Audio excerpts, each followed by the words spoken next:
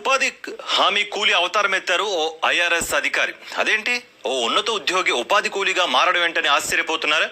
నిజమేనండి. చిన్నతనం నుంచి కష్టం విలువ తెలిసిన ఆయన స్వగ్రామంలోని ఉపాధి కూలీలతో కలిసి పనిచేశారు. వారితో ఆడి పాడి భోజనం చేసి ఆశ్చర్యపరిచారు.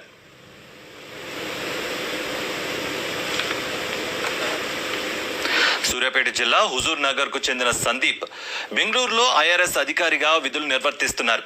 సెలవుపై సొంతూరుకు వచ్చిన ఆయన ఉపాధి కూలీల కష్టాన్ని కాసేపు పంచుకోవాలని భావించారు. అనుకున్నదే తడవుగా నూతన్ కల్ మండలం చిల్పకుంట్ల గ్రామానికి వెళ్లారు.